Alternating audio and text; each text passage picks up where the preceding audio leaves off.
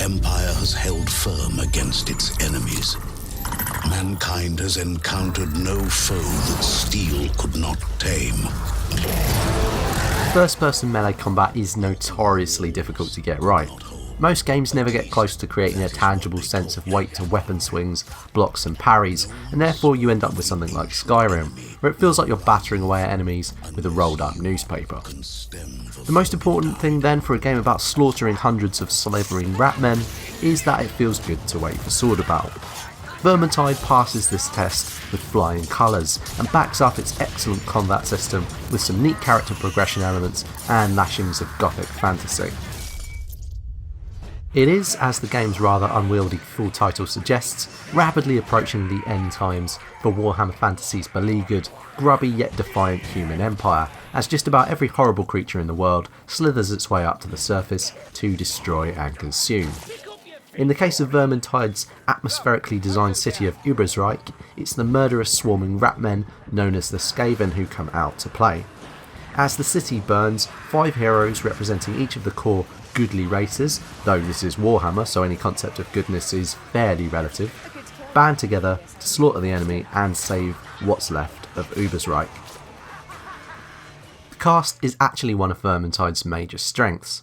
In Left 4 Dead, the obvious inspiration for this game, each hero character was ultimately indistinguishable from the next. Ambient dialogue did help flesh out the team a little, but really there was no reason to pick one hero over another.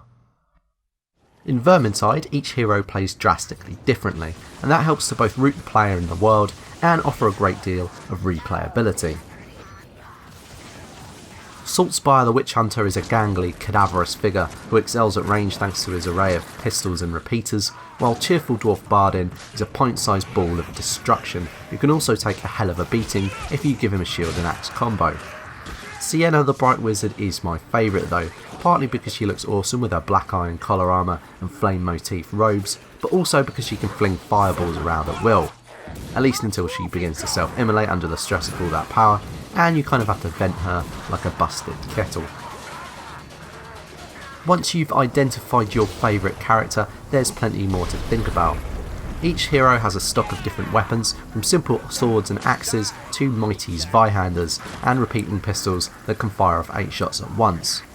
Most importantly, these choices don't simply feel like extra skins or slightly reworked animations. The weapon you choose makes a huge difference to how you play. Developer Fatshark has done a great job of carrying over the lessons it learned from its historical brawlers War of the Vikings and War of the Roses, and the combat model in Vermintide is the best they've ever come up with. Rapiers offer an armour-piercing thrust attack that you can use to dispatch elite armoured Skaven, while two-handed hammers and axes sweep away huge swathes of enemy foot soldiers.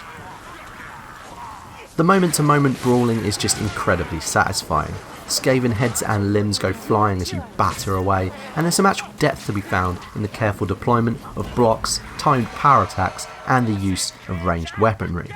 You feel like you're actually making split-second tactical choices in the middle of battle, rather than just blindly hacking away. On the harder difficulty levels, smart timing of shield blocks and power attacks is essential. Admittedly, guns and bows fare slightly less well than the melee options, thanks to some occasionally loose hit detection and reduced power, but they're really there as a situational accompaniment to the main feature, namely neatly sidestepping an enemy, then cutting him in half with a broadsword, which is equally as satisfying the 1000th time you do it as the first. Not that the Skaven themselves are there to just take things lying down. Though your average Ratman foot soldier for the most part takes the role of an unthinking zombie, charging in as a horde, yet filleted on the edge of a blade, there are several special enemy types with a knack of appearing at the least opportune moment. Packmasters can garrot one player and drag him into the shadows, while gutter runners are ninja rats who can pounce, pin, stab and disappear in a cloud of smoke. Then you've got gunners, who perforate the nearest player with a minigun, and globadiers, who hurl corrosive gas bombs that obscure your view and do damage over time. And let's not even speak of the rat ogre, a hulking freak that can hurl players around like a ragdoll.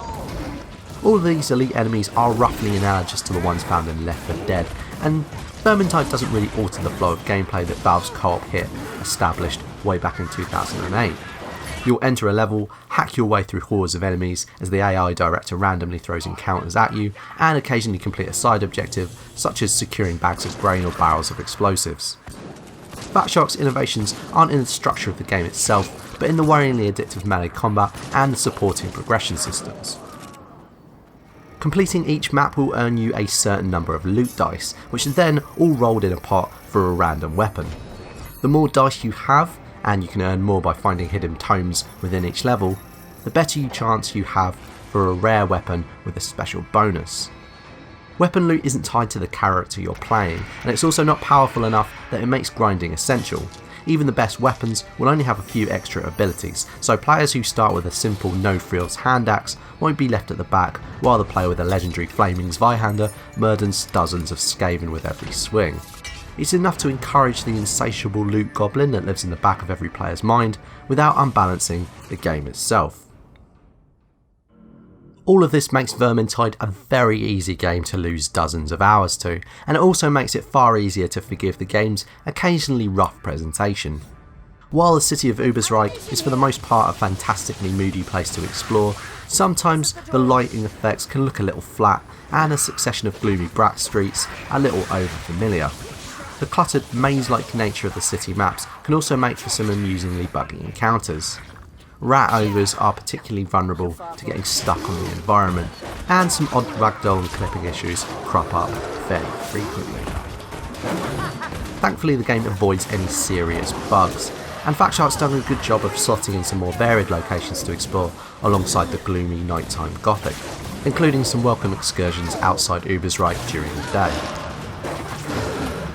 Ultimately, Vermintide is fast, furious fun, and its supporting systems do a great job of dragging you back in for just one more go.